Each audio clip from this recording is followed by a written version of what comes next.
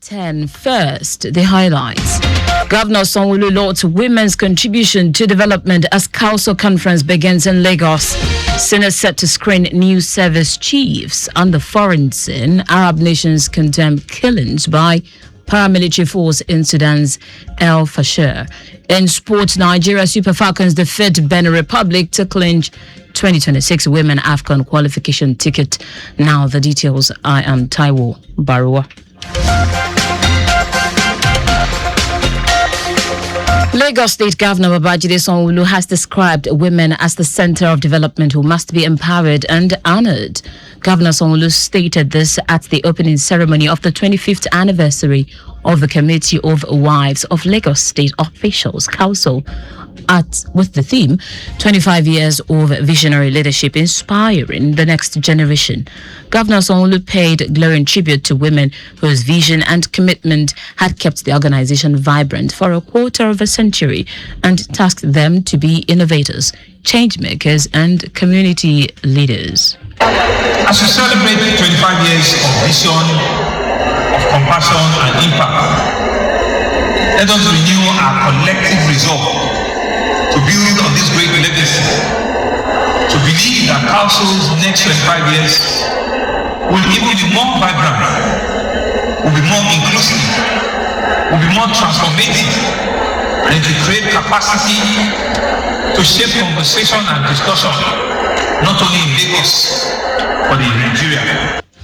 In a goodwill message delivered virtually, wife of the president, Oluremi Tinubu, who revived Council in 2000, saluted late Funmilayo Johnson, wife of the Lagos military governor who founded the initiative in 1967 and called for values of compassion, collaboration and continuity in transforming lives. As you all celebrate this milestone, may your passion be renewed for greater service to our beloved state in the years to come. Congratulations once again on 25 remarkable years of impact. God bless the Committee of Wives of Lagos State Officials Council. God bless Lagos State. God bless the Federal Republic of Nigeria. While speaking on marriage and women's wellness, the guest speaker, Reverend Funke Felix Adejumo, urged participants, especially widows, single mothers, not to feel rejected because of marriage, but to venture into passions that would restore their dignity to womanhood. In her welcome address, wife of the governor and chairperson in the council, Ibijoke Sanwo-Olu, reiterated the theme of the National Women's Conference as a reflection of Council's sustained commitment to advancing the welfare, leadership and economic empowerment of women in Lagos and beyond. May this 25th anniversary conference inspire us even more to continue building in Lagos and indeed in Nigeria, where women and men work together to shape a brighter and more inclusive future.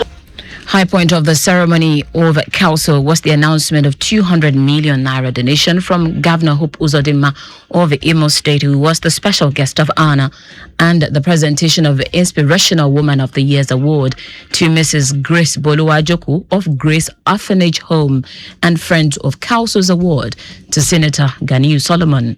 Dignitaries at the event include wife of Ogun, Osun and Nasarawa state governors, Senator Zidayat Adebule, Wasiu Eshinlokun, and delegates from many states of the Federation. Meanwhile, the Lagos State chapter of the All Progressives Congress APC has felicitated the Committee of Wives of the Lagos State Officials Council as it marks yet another significant milestone, 25 years of visionary legacy, empowerment and inspiration under the theme Inspiring the Next Generation. The Lagos APC, in a statement signed by its spokesman, Seyi Oladejo, says Council's sustained relevance over the decades stands as a testament to the transformative leadership and enduring values that have shaped Lagos into the model of excellence it is today. It says Council, founded with the noble vision of promoting community service, supporting governance through advocacy, and empowering women to be active partners in social development, has evolved into a beacon of compassionate service, intellectual growth, and civic responsibility. The party notes that Council, from its early years under the stewardship of of the wife of the president, Oluremi Tinubu, to the renewed energy and dynamism infused by her successors, including the current chairperson, Ibijoke Sanwo-Olu, has remained an indispensable pillar of Lagos' developmental journey. It notes that through numerous interventions in health, education, environment, and women empowerment, the council has demonstrated that visionary leadership transcends political boundaries, adding that it is about continuity, compassion, and a shared commitment to the common good. The Lagos APC reaffirms its total support for council's mission and pledges continued collaboration in all effort to uplift the lives of Lagosians. Lagos Traffic Radio has been described as a station that has come to stay despite all odds, and the favorite of motorists, residents who wish to navigate seamlessly across the metropolis. While appreciating the tireless effort of the management and staff of the station to take the station to greater height, the newly deployed Permanent Secretary, Ministry of Information and Strategy, Taiwo Baruwa, called for more synergy and innovative ideas to propel the station in disseminating traffic information to Lagos residents more efficient and effectively. Baruwa, who was accompanied by the Director of Social Media in the Ministry, Jide Atonsuyi, and his Strategy Center counterpart, Kayode Oyekomi, noted that Lagos is the largest economy in sub-Saharan Africa is in the cynosure of all. Hence, the important role of Lagos Traffic Radio in contributing to the Themes Plus agenda of Governor Babajide Sanwo-Olu's administration. After I listen to some of the programs, I'll call the presenter of that particular program. It will interest you to know that I have the numbers of all the presenters. If I have not called you, it means I have not had any reason to call you. Is it the side mirror? Is it the traffic? Even when the Okadas are running and they are bringing back reports, even when they are getting in touch with LASMA to get information, you can't live in Ikorodu and not to listen to traffic radio. Earlier, while welcoming the Permanent Secretary and his team, the General Manager, Lagos Traffic Radio, Taiwo Baruwa, congratulated him for a well-deserved appointment and redeployment to his home base, the Ministry of Information and Strategy, which he said would solidify his experience over the years in service. Akonle reeled out all the reforms, initiatives, and innovations of the station in line with the letter T of the Themes Plus agenda embarked on by the station in the last 13 years, including on the waterways, railway, flight schedule, live camera update, live motorbike incident camera report, with the establishment of a booster station in Ikorodu and another in the pipeline in Ibejuleki axis of the state to boost the station's signal.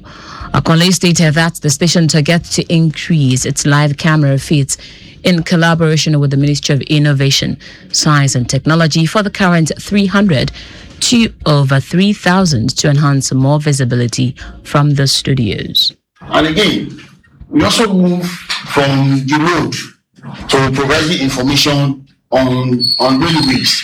You know, the state government has launched the Blue Mail and presently the Red Line. And for information, we have even started to be providing that information even before the inauguration of both lines. That was done in collaboration with the Nigeria Railway Corporations, whereby we regularly provide information for those that will make use of it using the railway.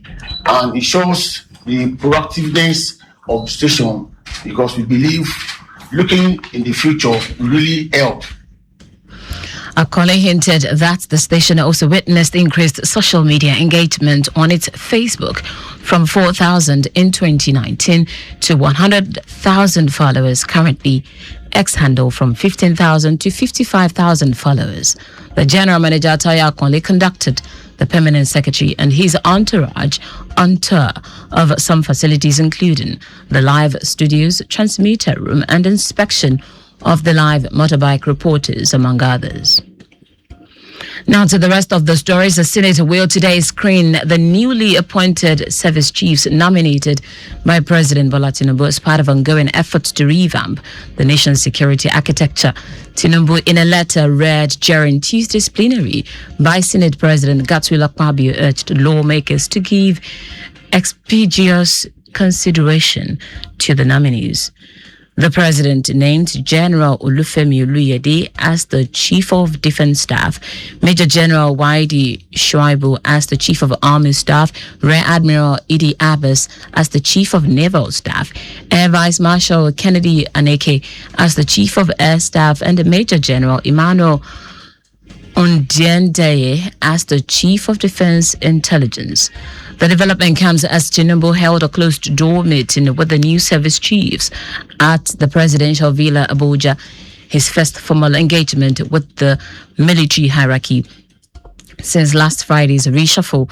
The president had described the shake-up as part of efforts to strengthen the national security architecture.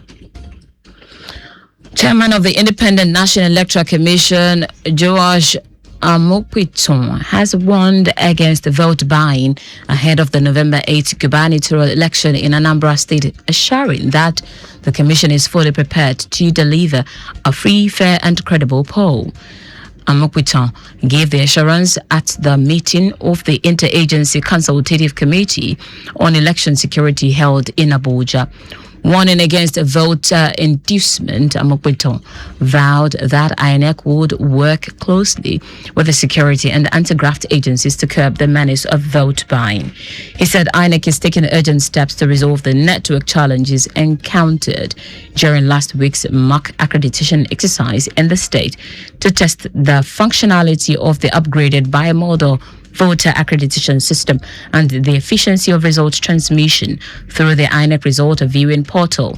Amokwiton added that the commission had finalized logistics arrangement with transport unions, including the National Association of Road Transport Owners, the National Union of Road Transport Workers, and the Maritime Workers Union of Nigeria for the movement of election materials and personnel. Wife of the President, Oluremi Tinubu, has inaugurated 10 Renewed Hope Initiative RHI, National Information Technology Development Agency, NITDA, digital learning centers across the state of the Federation. At the virtual inauguration ceremony held in her office, Mrs. Tinubu noted that the sustained advancement of digital literacy is already driving inclusive growth in the country. The 10 digital learning centers situated in Abia, Delta, Edo, Kano, Katsina, Lagos, Nasarawa, Ondo, Yobe, and Zamfara states are aimed at expanding the frontiers of youth empowerment and digital inclusion in the country. In foreign news now, Saudi Arabia, Egypt, Qatar, Turkey and Jordan have condemned the abuses committed by the paramilitary Rapid Support Forces RSF during the capture of the city of El Fasher in Sudan as more evidence emerged of mass killings in the strategic area.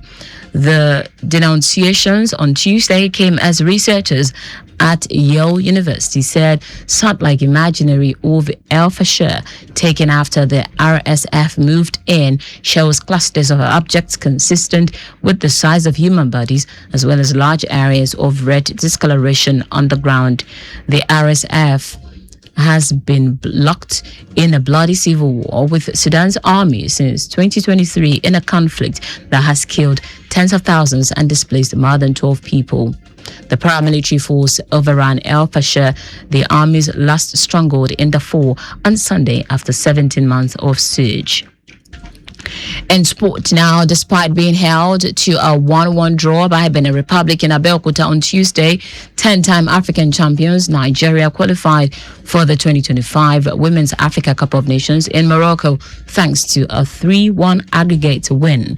Defender Ashley Plumtree opened the scoring with her first goal for Nigeria in the 13th minute, while Yasminath Jibril equalized for the visitors in the second half.